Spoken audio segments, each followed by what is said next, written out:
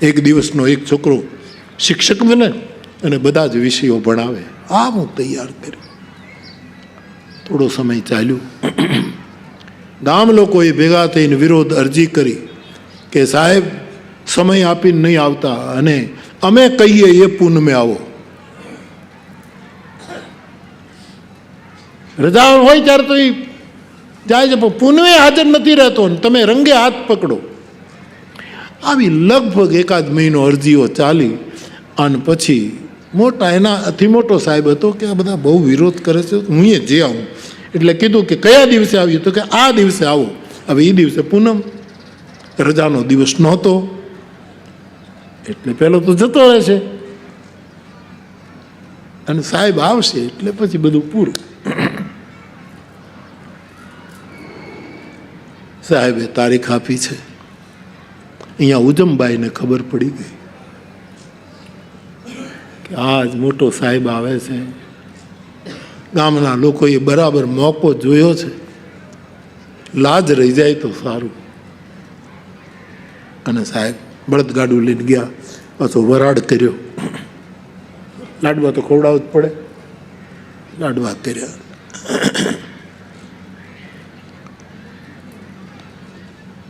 એક અવતાર ત્યાંથી ગયો સ્કૂલમાં કે માસ્તર છે કે નહીં.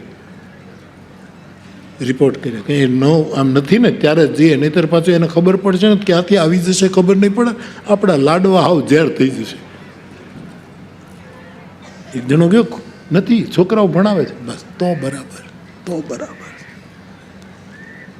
ને સાહેબને બળદગાડું હણગારીને લેવા ગયા છે. તો મોટો સાહેબ એ સમયમાં અધિકારીઓનો બધો વટ ને બટ ને બધું જેવું તેવું નહોતું.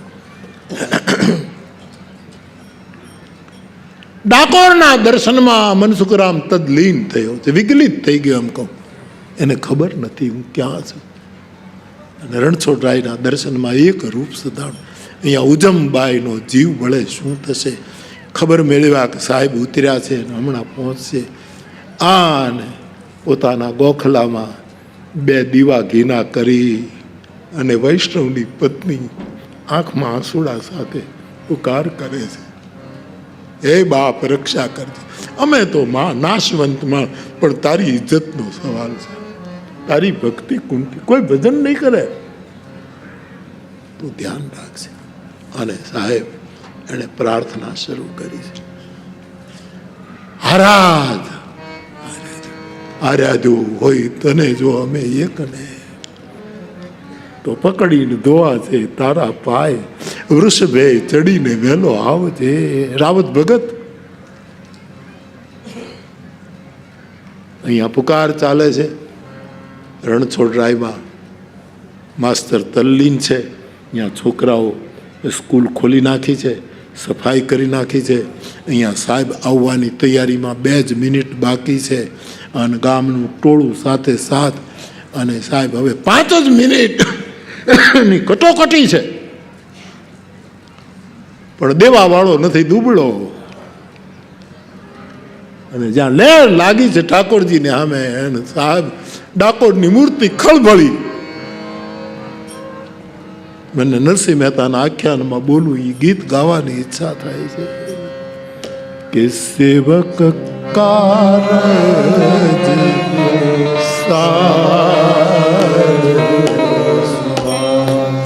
અને આવ્યો આજ દેવાદી દેવજી.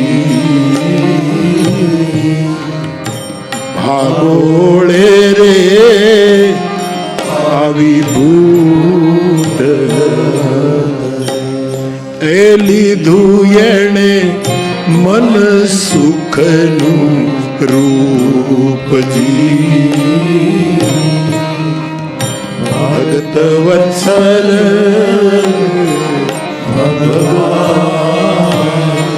ચૈતન્ય નીકળ્યું છે ડાકોરના મંદિરમાંથી. અને મોટો સાહેબ પ્રવેશ કરે. એના પહેલા તો ખાદીની ધોતી, ખાદીની કફની, ખાદીની ટોપી, નકશીક માસ્તરનું રૂપ લીધું. મારા હરિએ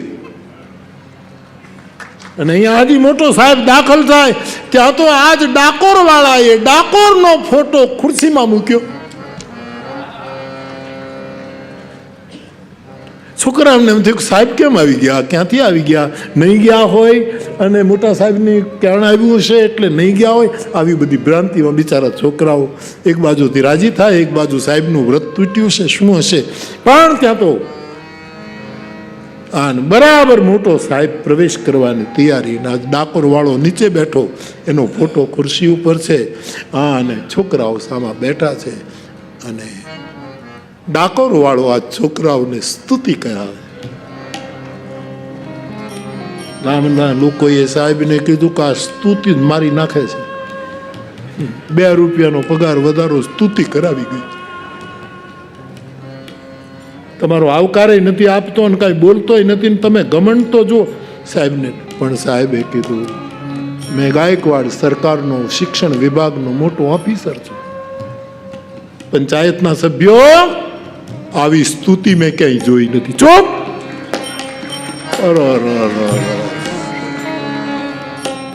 આખો ગણ જ આવો લાગે સાહેબનો કેમ. અને આ ડાકોર વાળાએ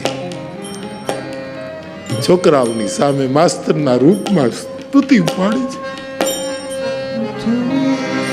ભાવનો રોગી ભાવનો ભોગી હું યોગી થઈને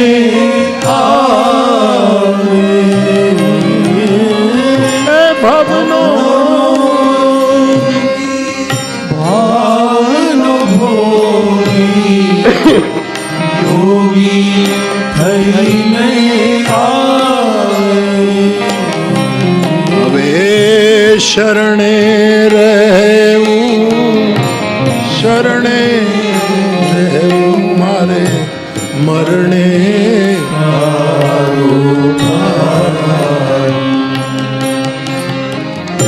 શરણે શરણે મરણે તારો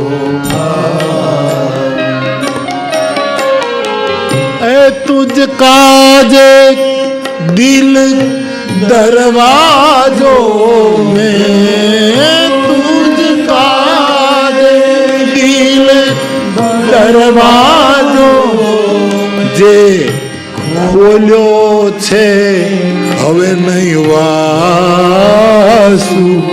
ઓ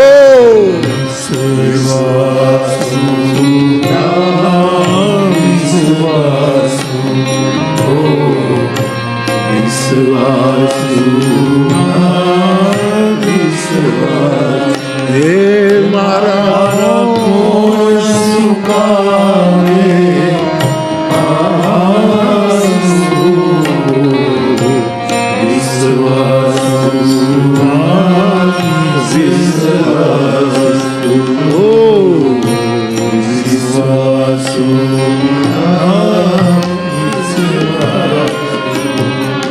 મોટા સાહેબની આંખમાં પાણી આવી ગયા. ઓહો,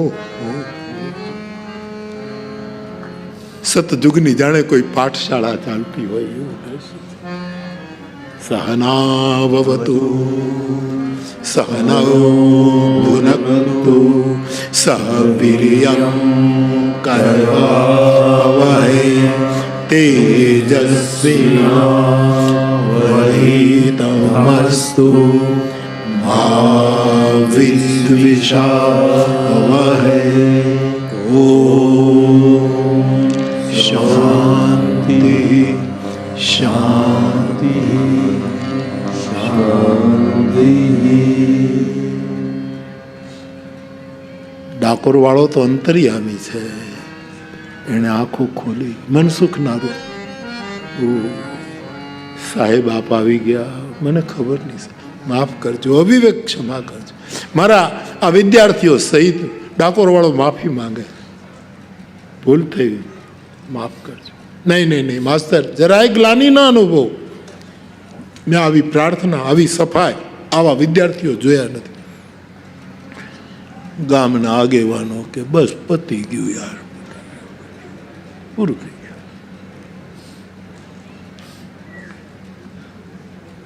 ડાકોરનો ફોટો લઈ અને સાહેબને બેસવાની વિનંતી કરી છે.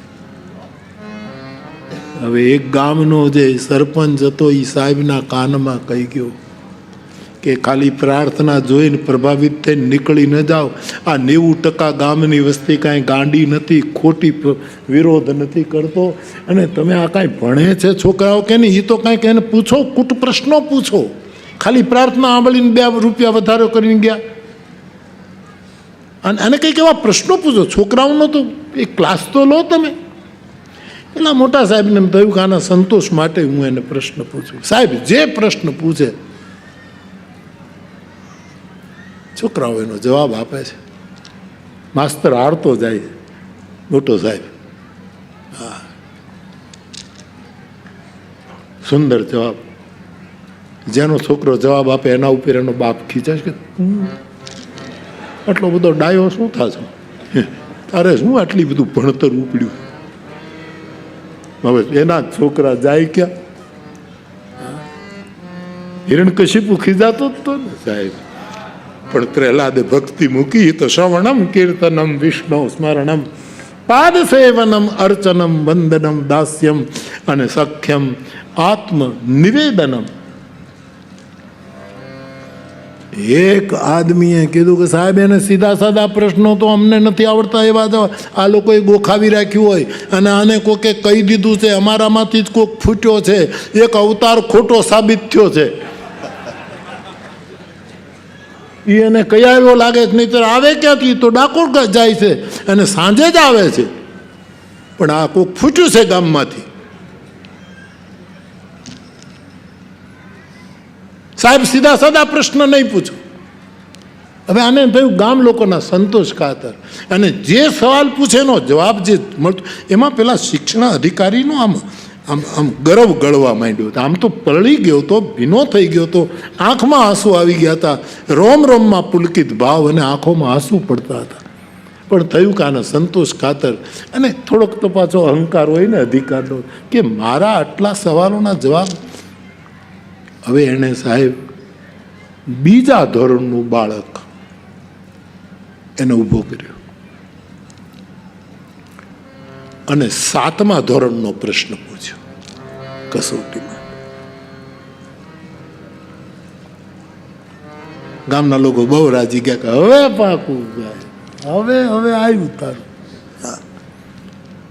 અને રામ ભગત લખે છે, સાહેબ બાળકને પૂછે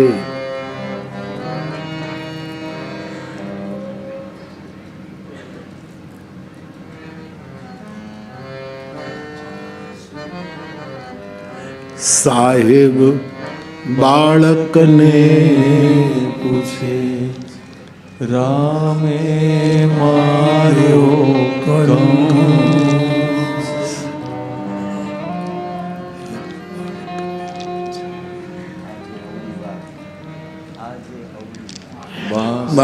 સાહેબ બાળકને પૂછે આજે. 1 મિનિટ, હવે આવી ગયું મારે, આવી ગયું બેટા. સાહેબ બાળકને પૂછે હવે આજે અવળી વાત, રામે કંસને માર્યો ત્યારે દિવસ હતો કે. હવે કેટલો ગોટાળા વાળો, આખો યુગનો ફેરફાર કરી નાખ્યો. કોણ હણાયો ને કોણ હણનારો બધું ફેરવી નાખ્યું. રાત દિવસ બધું જુદા અવતારોમાં આવ્યું બધું. સાહેબ બાળકને પૂછે આજે અવળી વાત, રામે કંસને માર્યો ત્યારે દિવસ હતો કે રાત. હા, અને ગામના લોકો ખુશ થઈ ગયા. હવે બરાબર સાહેબ, તમારા જેવો કોઈ અધિકાર નહીં સાહેબ, આમ જ પૂછાય. આવા કુટ પ્રશ્નો હોવા જોઈએ. બીજા ધોરણનું બાળક વિચારવું. ડાકોર વાળો તો સમજે અંતર્યામી છે કે ફૂલ જેવું બાળક, એનું કોમળ હૃદય ધડકે છે. આણે આવો પ્રશ્ન કર્યો. છોકરો આમ જ્યાં ઊભો તો થયો ડાકોર વાળાએ આંખ મેળવી, બેટા નજીક ગયો, સાહેબ હું જરા બાળકને હિંમત આપું. હા માસ્તર જાઓ જાઓ. એ ગયા અને છોકરાના ખભા ઉપર હાથ મૂકીને કીધું, બેટા જવાબ આપ. ઈ જા. ડાકોરજી હેડ્યો ત્યાં તો યમ બ્રહ્મા વરુણેન્દ્ર રુદ્ર મરુતસ્તોન હંતિ દેવ વેદય સાંગ પદક્રમોપનિષદૈ ગાયંત્યમ. વેદોની જડી છૂટવા માંડી સાહેબ. ગનપાઠ શરૂ થઈ ગયા વેદના. એવું બોલવા લાગ્યો. એનો બાપ હતો ઓલા અવતારમાં. અરે આ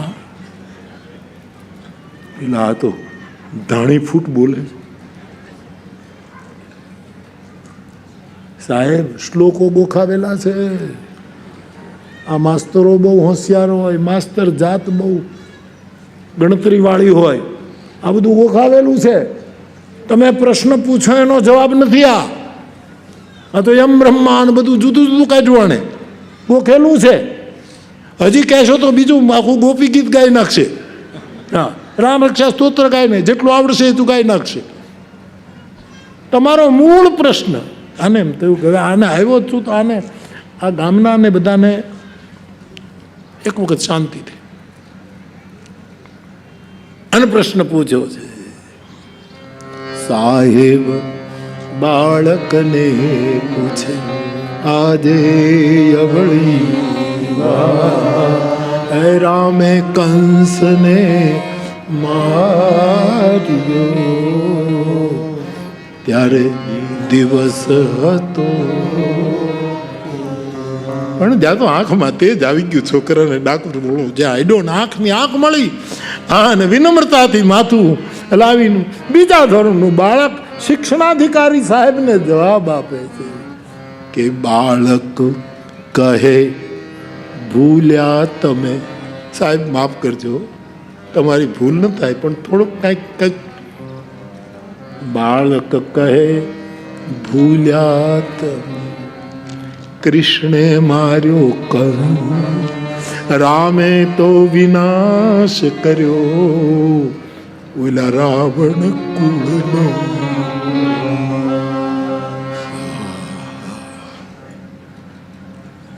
આંખમાં પાણીની ધાર થઈ ગઈ. શિક્ષક મનસુખરામ સર્વિસ બુક લાવો. ઓલા પતી ગયું સર્વિસ બુક. નાનો અધિકારી 2 રૂપિયા વધારી ગયો તો આ 5 થી ઓછું કરવાનું જ નથી. સર્વિસ બુક લીધી, રિમાર્ક્સ કર્યા. મનસુખરામ તમને ગમે કે ના આવે, હું તમને પ્રમોશન આપું છું. તમારે હવે એક શાળામાં ભણાવવાનું નથી. તમને આ જિલ્લાના નિરીક્ષકનું પદ આપું છું. બધી પ્રાઇમરી શાળામાં તમે વિઝિટ લો અને આવું વાતાવરણ. ગાયકવાડ સરકારનું તમે ગૌરવ છો. મારા અધિકારમાં આવે છે, હું 5 રૂપિયાનો પગાર વધારો કરું. અને સરકારને બધાના મોઢા ઢીલા થઈ ગયા છે.